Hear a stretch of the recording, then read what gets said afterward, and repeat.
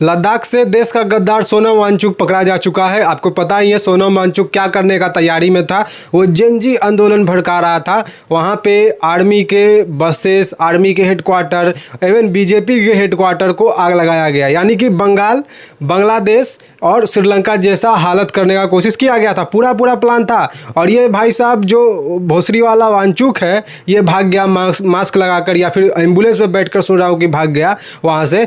मतलब जान जाए तो मासूम लोगों का जान जाए। 4 बच्चे मर चुके हैं उस आंदोलन में। फिर उसके बाद 50 लोग घायल हैं। तो इसके बाल बच्चे नहीं जाए, जान जाए तो जो उन मासूम लोगों का जो कुछ जान नहीं रहे, इसके भड़कावे के भाषण सुनकर आ चुके हैं। तो ये जो है पकड़ा जाना बहुत ही इम्पोर्टेंट था और ये पकड़ा जा चुका है। अभी ये राजस्थान में के जेल में है। NSA इस पर लग चुका है और कहा जा रहा है कि इसको फंडिंग मिला था स्वीडन से। यानी कि आप देखिए, जितना भी ये जो है एशिया के बाहर की कंट्री है या फिर एशिया की जो कंट्री है, वो भी फंडिंग इसको दे रही थी भाई साहब। अमेरिका में आपको पता ही है, ऐसे लोगों को ढूंढा जाता है फंडिंग देने के लिए। देश के जो भी स्थिति पूर्ण चल रहे हैं माहौल, वहाँ पे दंगा करने के लिए, और इंडिया में दंगा करने के लिए, मोदी की गद्दी को छीनने के लिए ये तो प्रयास भरसक किया ही जा रहा है। ये आंदोलन क्यों कर रहा था, इसके बारे में हम समझते हैं। ये आंदोलन कर रहा था जो है लद्दाख को 6 शेड्यूल में डाला जाए। 6 शेड्यूल मतलब वहाँ के लोगों के सहमति के अनुसार कोई भी योजना हो बनेगा, पर्यावरण को भी देखते हुए, और कोई भी योजना बनेगा उसमें योगदान जो है वहाँ के लोगों का भी रहेगा। अगर वहाँ के लोग जो बोलेंगे कि ये चीज़ नहीं बनना चाहिए, मेरे हिसाब से गलत है, तो वो चीज़ वहाँ नहीं बनेगा। ये 6 शेड्यूल कहती है। और अगर आप इसके 6 शेड्यूल में लद्दाख को डाल देते हैं तो वहाँ के लोग कहेंगे कि आप बॉर्डर एरिया में सड़क मत बनाइए, बॉर्डर एरिया में विकास मत करिए। तो ये थोड़ी होगा भाई। ये इंडिया है, पाकिस्तान नहीं है। पाकिस्तान में जाना है, पाकिस्तान में जाओ। ये इंडिया में क्या कर रहे हो तुम लोग? 6 शेड्यूल में इसलिए डालने के लिए कहा जा रहा था और उसको राज्य का दर्जा देने का कोशिश करवा रहा था ये वांगचुक मादरचोद। क्योंकि ये जो है कहा जाता है कि साइंटिस्ट है, ये स्कूल अपना चला रहा था, कॉलेज चला रहा था। अरे भाई, तुम स्कूल कॉलेज चला रहे थे, वहाँ चलाते, वहाँ बच्चों को तैयार करते, आगे बढ़ाते। तुम कहाँ ये आंदोलन में चले आए कठमुल्ले? यहाँ पे आंदोलन में आए तो आए आमरंस आंदोलन, कुछ ऐसे करके कहा जाता कि वो कर रहा है। तो बढ़िया से सोटैया हो रहा है। अब आम का जूस पियो जाकर जेल में। अब जो है पुलिस तुमको पिलाएगी बढ़िया से आम का जूस।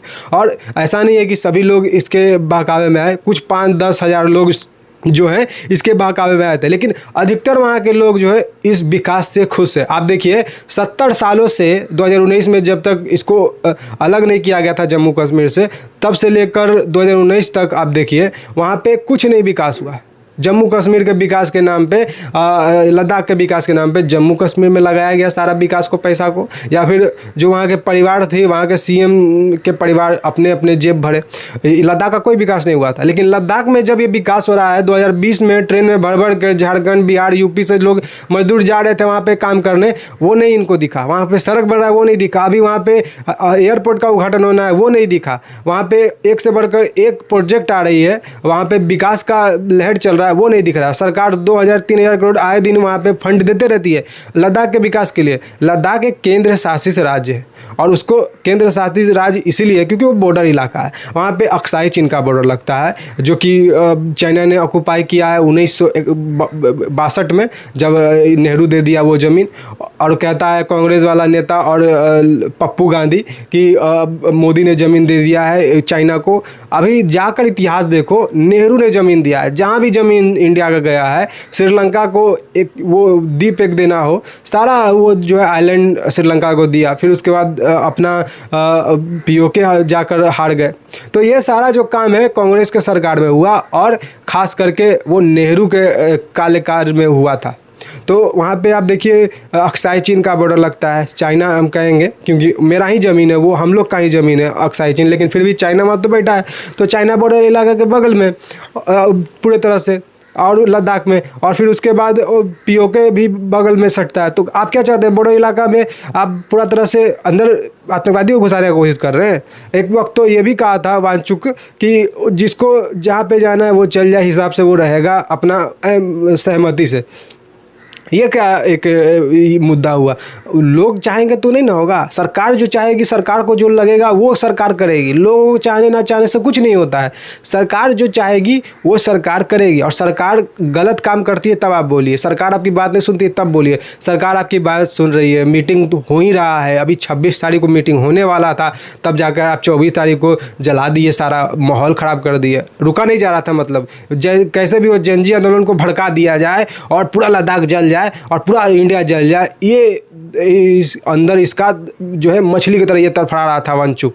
इसको नंगा करके मारना चाहिए, इसको हालत ख़राब कर देना चाहिए, इसको मार के और टांग देना चाहिए इसका लाश को सारे लोगों के सामने कि ऐसे हालात अगर पैदा करोगे तो ऐसा ही काम होगा। और ये आतंकवादी है, ये पाकिस्तान में गया था, वहाँ पे एनवायरनमेंट बचाओ कुछ चल रहा था, हिस्सा उसमें वो लिया था। अब बताइए पाकिस्तान जैसा देश जो है वो एनवायरनमेंट को बचाएगा? भूखा नंगा पाकिस्तान पहले अपना गेहूं तो जुगाड़ कर ले, पहले अपने खाने का सामान तो जुगाड़ कर ले, आतंकवादी को तो पोस पाल ले। जो आतंकवादी पालता है, जो इंसान को मारता है, वो एनवायरनमेंट बचाएगा? वो जाकर ये वहाँ पे पाकिस्तान में बैठा था, लाहौर में कि इस्लामाबाद में गया था, तो ये मीटिंग करने नहीं गया था इन्वायरमेंट बचाओ। अगर तुमको इतना ही इन्वायरमेंट से प्यार है तो अपना फॉर्मूला अपने पास रखते भाई, देश के विकास में काम करते। ऐसा तो नहीं है कि इन्वायरमेंट जो है वो विकास के साथ नहीं हो सकता है, विकास के साथ भी इन्वायरमेंट को रक्षा किया जा सकता है, ऐसा बात नहीं है। दो में से एक काम हो सकता है। विकास होगा तो आपको काम, रोजगार, नौकरी मिलेगा। इसका मुद्दा ये भी है कि वहाँ रोजगार मिले वांगचुक का, लेकिन वहाँ रोजगार कैसे मिलेगा? वहाँ पे कह रहा है कि इन्वायरमेंट को नुकसान पहुँचाया जा रहा है। अगर इन्वायरमेंट को नुकसान हो रहा है तो विकास ना हो, अगर विकास हो रहा है, नौकरी चाहिए तो विकास होना चाहिए। अब विकास नहीं होगा तो नौकरी नहीं मिलेगा, इन्वायरमेंट पे ही तुम डिपेंड रहो जैसे 70 साल में रहे थे। अगर विकास करना है तो इन्वायरमेंट को तो तकलीफ होगी भाई, ऐसा मैं नहीं कर रहा हूँ कि इन्वायरमेंट को तकलीफ नहीं होगी। विकास होगा, इन्वायरमेंट को तकलीफ होगी, और उसके साथ साथ इन्वायरमेंट को कैसे बचाए वो भी देखना पड़ेगा। तो विकास होगा, फैक्ट्री लगेगा, कोई काम करने कंपनी आएगी, तभी ना वहाँ पे विकास होगा। आप कह रहे हैं कि वहाँ पे सरकारी कंपनी आएगी, ज़्यादा ज़मीन ले लेगी, ये बात नहीं होती है। सरकारी कंपनी आएगी तभी वहाँ के लद्दाख के नागरिकों को रोज़गार मिलेगा, वो अपना घर चला सकते हैं। आप देखिए लद्दाख में खनिज है, पूरा तरह से भंडार है, न्यूक्लियर बनाने वाला वहाँ पे खनिज मिलता है। वहाँ पे सेमीकंडक्टर में जो यूज होता है वो सारा खनिज है, खनिज का भंडार है लद्दाख। और चाइना जहाँ पे खनिज होता है उस देश को कहता है कि वो मेरा है। तो ये जो है चाइना का पपेट है, पाकिस्तान का पपेट है वांगचुक, और ये आंदोलन वगैरह कुछ नहीं कर रहा था। आप देखिए जाकर, इसका जो है आलीशान घर है, आलीशान पैसा है इसके पास, और ये जो है भड़काते रहता है दिन सोशल मीडिया पे। ऐसा आपको नहीं लगेगा कि ये जो है इंडिया के खिलाफ बोल रहा है?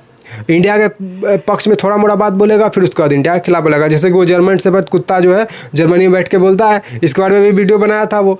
इसके बारे में वीडियो नहीं बनाया कि जनजी आंदोलन के तौर पे ये जो है ये वांगचुक क्या किया, वांगचुक वहाँ के लद्दाख के लोगों को साथ क्या किया, वहाँ के हेडक्वार्टर, आर्मी के हेडक्वार्टर तुम क्यों जलाए भाई? बीजेपी के हेडक्वार्टर जलाए, मानता हूँ कि बीजेपी से आक्रोश है, फिर भी वहाँ नहीं जलाना चाहिए था, लेकिन तुम जलाए। लेकिन आर्मी हेडक्वार्टर क्यों जलाए? आर्मी तो राजनीतिक पार्टी नहीं है, आर्मी तो हमारे लिए देश पे बॉर्डर पे खड़ी है, हमको रक्षा करती है।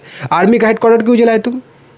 ये देखना पड़ेगा हम लोग आपको। और इसके अकाउंट में जो है वो सिस्टम एक सरकार का, जो अकाउंट में फंडिंग आता है किसी भी देश में, वो सरकारी पहले अकाउंट में जमा होता है, सरकार उसको निरीक्षण करता है, उसके बाद वो फंड यूज होता है। लेकिन ये डायरेक्ट अपने अकाउंट में फंड वो मंगाता है बाहर से। इसको इतना रहा नहीं गया, इतना आग लगाने के लिए मिलाया हुआ था कि अपने अकाउंट में वो फंड मंगा लिया। और कबूल भी कर रहा है ये कुत्ता साला, ये दोगला आदमी, बहन का लौड़ा, कबूल कर रहा है कि इसका अकाउंट में पैसा आया है।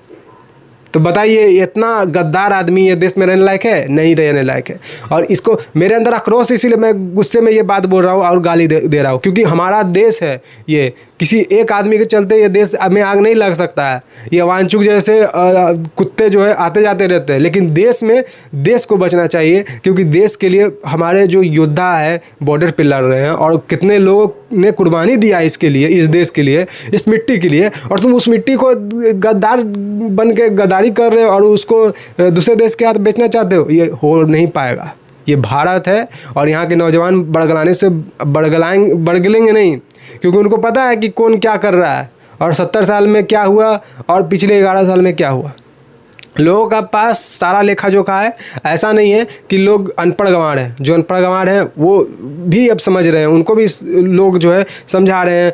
इंटरनेट आ गया, इंटरनेट के माध्यम से सरकार अपना सारा मुद्दा रखती है, सारा सोशल मीडिया पे सरकार अपना आंकड़ा रखती है कि ये मैंने किया। जाकर आप देखिए ना भाई, ऐसा तो नहीं है कि 140 करोड़ देशवासी को नौकरी ही मिल जाएगा।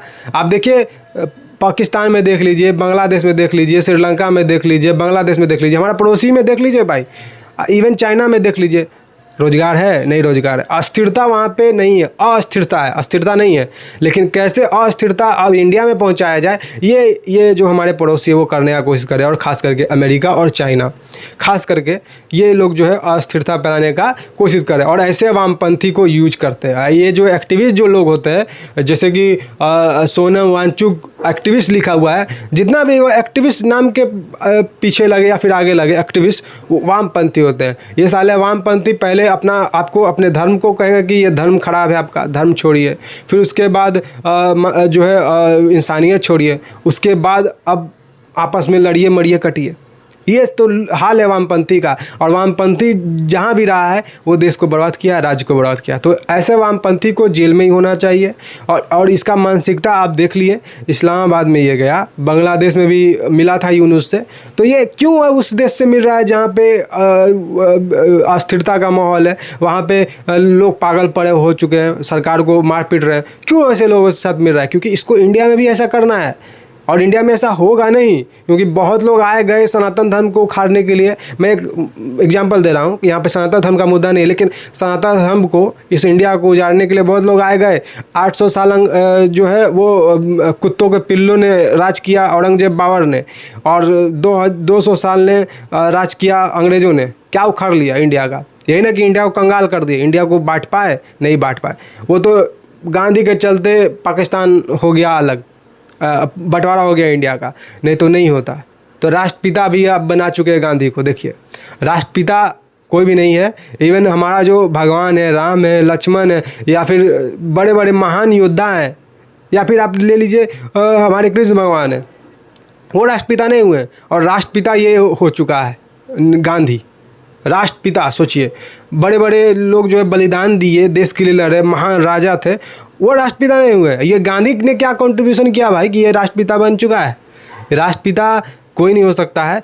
हमारा सिर्फ और सिर्फ एक भारत माता है, और वही राष्ट्र माता है, भारत माता है, बस वही है, और कोई नहीं राष्ट्रपिता है, मैं ये मानता हूँ। और जहाँ तक रहा ये वांगचुक का, तो अच्छा से रिलाई होगा, उसको ले ही गया है राजस्थान, इसीलिए कि उसका रिलाई होना है। और अभी निकला है बहुत सारा उसका काला चिट्ठा पाकिस्तान के साथ, और कहाँ कहाँ अभी, और देखिए आगे क्या निकलता है। लेकिन जो भी हो, हमको अपने देश के लिए खड़ा होना है, रक्षा करने के लिए, और ऐसे ऐसे वामपंथी से देश को बचाना है। क्योंकि ऐसे जो लोग हैं, हम लोग आप लोग के बीच में आके झूठे अफवाह फैलाते हैं, अराजकता का स्थिति माहौल पैदा करते हैं। तो ऐसे लोगों के साथ देश को मत जोड़िए, और देश को बचाइए ऐसे लोगों के को देश में रहने से, और ऐसे लोगों को देश से बाहर निकालिए। मेरा यही मानना है कि ऐसे लोग जब देश में हैं, जब तक देश बर्बाद होते रहेगा और देश का विकास नहीं होगा। क्योंकि हमारा जो सपना है 2047,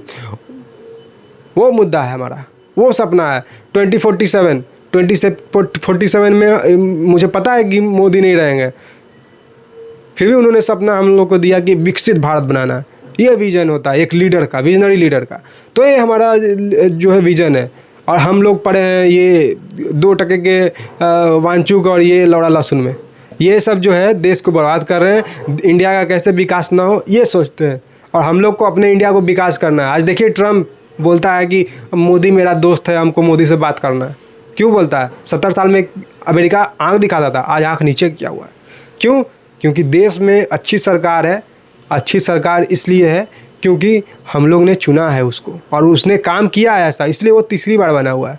वो कोई ये नहीं है कि हिंदू है तो हिंदू के नाम पर सपोर्ट कर दिया। काम किया है तो बना है वो, अपने काम पे। कोई एहसान नहीं हम लोग ने किया है, अपने काम पे वो बना है। तो ये आप ज़रूर से ध्यान दीजिएगा, अपने काम पे बना। वामपंथियों ने क्या कुछ नहीं किया, किसान आंदोलन किया, CA NRC किया, जो कि मुसलमान का जो है नागरिकता भी नहीं यहाँ से जा रहा था, लेकिन झूठा अफवाह फैलाया गया। किसान के नाम पर आंदोलन किया गया, ब्लॉक किया गया रोडों को, इकोनॉमी को क्षति हुआ, और ये लोग यही चाहते इकोनॉमी का क्षति हो। वो खालिस्तानी थे, आतंकवादी थे किसानों के नाम पे, क्योंकि किसान जो है इतना महीना इतना साल बॉर्डर पे रहेगा तो अपने खेतों में क्या बोएगा, क्या अपने परिवारों को खिलाएगा। और किसान जो है कभी भी मर्सिडीज, लैंड रोवर ये सब लेकर नहीं आता है। तो ये तो पता चल गया कि फंडिंग हो रहा था और किसान नहीं थे, वो लोग किसान के भेष में भेड़िए थे, खालिस्तानी थे, और कैसे चढ़ चुके थे लाल किला पे, ये भी आपने देखा। लेकिन मोदी ने एक डंडा नहीं चलाया, क्योंकि एक डंडा चलता और यहाँ पे देश में बवाल होता। वही कोशिश किया गया था, लेकिन उसको रोक लिया गया। और कांग्रेस ने बोला समय समय पर नेपाल में हुआ है, इंडिया में कब होगा, इंडिया में कब होगा। वांगचुक से साथ मिलकर करवाया। और वांगचुक जो है वो शिक्षा मंत्री भी रहा है कांग्रेस के सरकार में, तो कांग्रेस से तो इसका लिंक बहुत पुराना है, 2003-4 से। ये भी आप उठा कर देख लीजिएगा इतिहास। तो वांगचुक जो है सोचा समझा प्री प्लान्ड है, ये पपेट है, और इसके पीछे जो है वो मास्टरमाइंड चला रहा था। और ये देखिए सबसे पहले भाग गया। कोई भी देखिए दंगा फसाद होता है, जो मेन चेहरा रहता है जो दंगा को भड़काता है, वो घर में अपना घुस जाता है, भाग जाता है, अपना बाल बच्चा को अंदर कर लेता है, क्योंकि उसका परिवार वाला नहीं जाना चाहिए। वो लोग जो नहीं कुछ जा रहे, जाकर धरने में बैठे हैं, प्रदर्शन किए हैं, वो हिंसा में उन लोगों के परिवार का लोगों का जान जाएगा, वो सही है। लेकिन जो लोग इस मुद्दे को भड़काते हैं, किसी भी आंदोलन को भड़काते हैं, उनके परिवार वाले नहीं जाने चाहिए। तो ये भी तो आप ध्यान में रखिए, और ये इससे भी आप सुधरिए, समझिए कि उनके परिवार वाले लोग क्यों नहीं मरते हैं, आपके क्यों मरते हैं, क्योंकि आप लोग बुड़बक है, निहायती बेशरम है, आपको पता नहीं है कि उन लोग का मानसिकता क्या है।